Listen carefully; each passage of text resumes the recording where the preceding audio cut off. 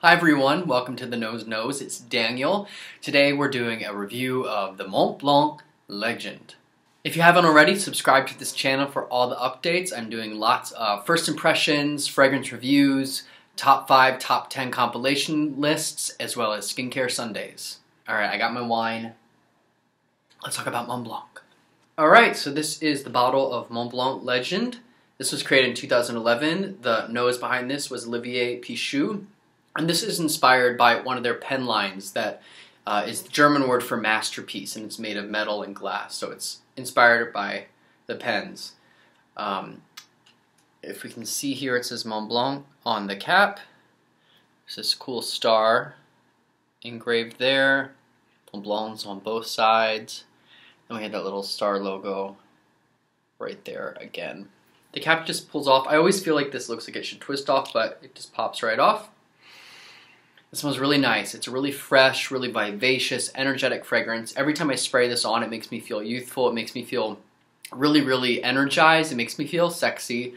It is pretty much a duplicate of Abercrombie & Fitch Fierce. Now, this is the Fierce from years ago, not the watered-down hot mess version that Abercrombie is selling today, but the pretty good version of Abercrombie & Fitch Fierce.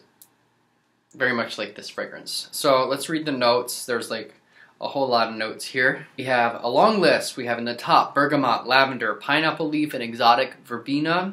The heart has oak moss with geranium, coumarin, apple, rose, and dried fruit. And the base has sandalwood, tonka, and evernel.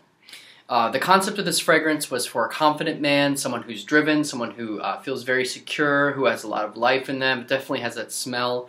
Reminds me of athletes. It reminds me of jocks like Abercrombie & Fitch. But also I could really see, a young person maybe in the business world working in office or maybe having their own company wearing this. Now let's talk about the longevity of this, because there's a lot of issues with this longevity, and a lot of people, people say it like doesn't last in my skin more than 2 hours. So I tried this a couple times.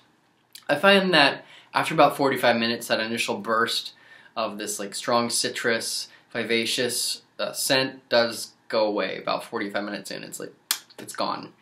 But there's still body there, and there's still some projection. I really found that the scent dropped off after about 5 hours. There seemed to be a mark where all of a sudden it turned into like just a skin scent. It was, gone unless I'm right up there smelling it.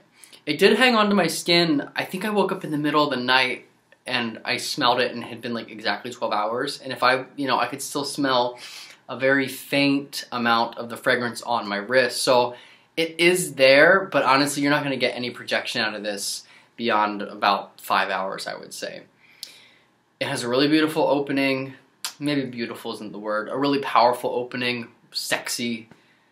And it does give good projection for a few hours. That's why I do think it's kind of an appropriate scent for an office, for someone who is youthful, who really wants to have an energetic persona on the team, because it's not overpowering. You never want to have an overpowering scent in an office setting, but it does feel like you are a driven person, and anyone who smells this in an office setting, I think it would kind of invigorate and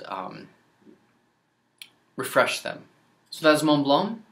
So on my lunch break, I went into Abercrombie & Fitch, and I was smelling the old Fierce, because I knew I was going to do this video today. And the cologne is just a really light version of Fierce. They have something called Abercrombie & Fitch Fierce Intense, which I knew I had seen before, but I never really smelled much of. So I smelled it, and it smells just like the old Abercrombie & Fitch Fierce. And I went on Fragrantica, and people say it's pretty much a pretty much perfect rendering of like the 2005 era of Abercrombie & Fitch Fierce. And I'm tempted to get it. It's really pricey they only have a 1.7, and the box is like really big. It looks like you're getting like a 6 ounce, and it's like 1.7 ounces. I don't even know the price. It was 140 or 130. It was like a lot for what it was. But people say that it lasts like 10, 12 hours, and then even after you take a shower, it's still like on your skin. And I don't wear this scent much. I don't really want to smell like a frat boy anymore, but there's a part of me that wants to smell it and wants to have it in the most potent, like, full version. So I'm kind of tempted to get it. So maybe I'll cave. I don't know.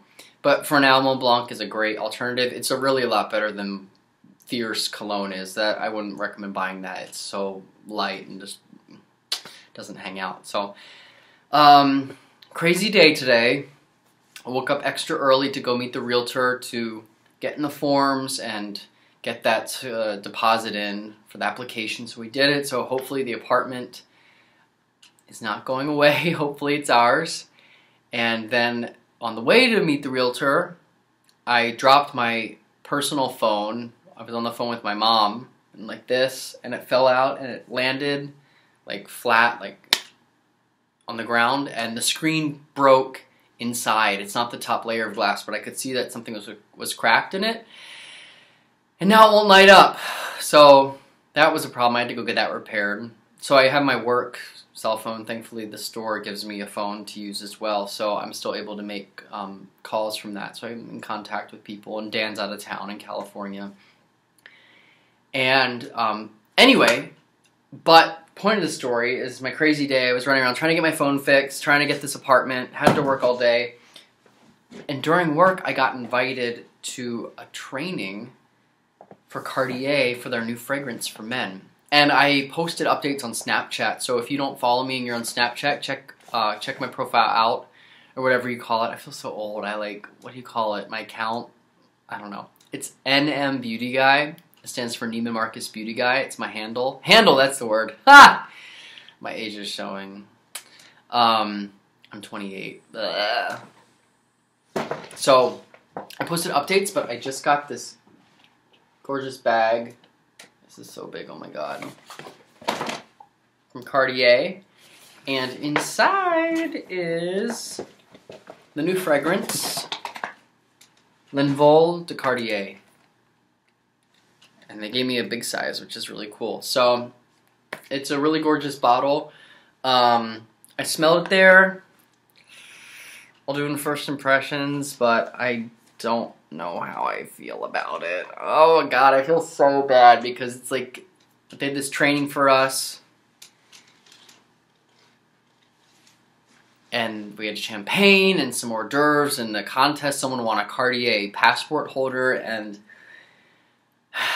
I don't know if I like it, guys. I mean, I've only smelled it on the card, so I had that Armani Privé Iris Celadon that I just did a first impressions of, and I hated that on the card, and on my skin I was like really into it, so maybe this will be the case, but I got a sample of it.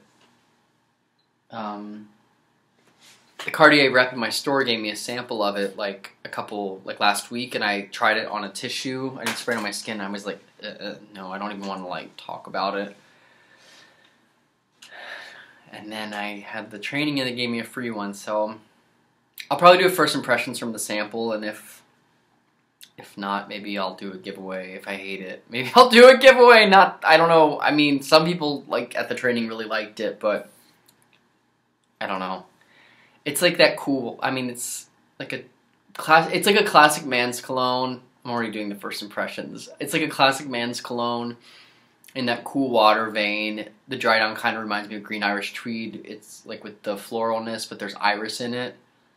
And they have they keep talking about this musk note on top that makes it very airy, and then this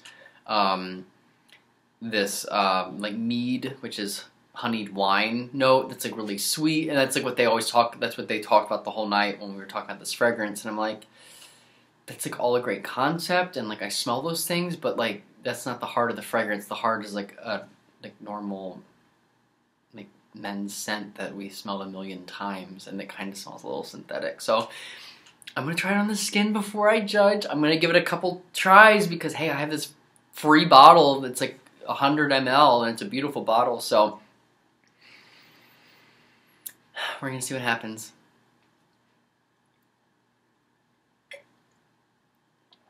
So that's my vid. Please subscribe if you haven't. Like, comment. Oh, and I want to come full circle. Read a couple quick comments that I received today.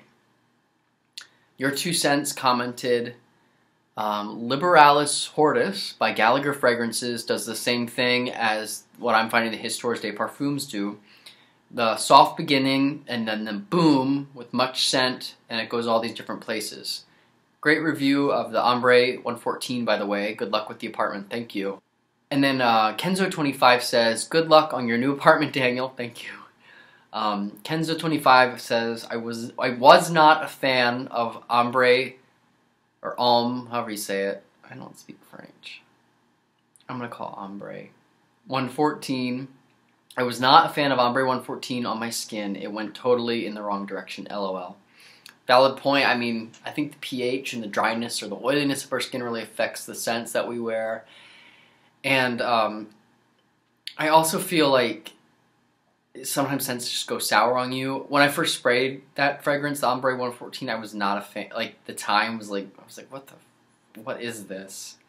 It's like bitter and kind of sour. But then it dried down nicely. So maybe your skin held onto those top notes, or it blended differently. So I totally understand that. That's the cool thing about scent, is they smell different on everyone. Alright, I'm gonna upload this video, finish my wine, and hit the hay. I'll see you next time. Thanks for watching.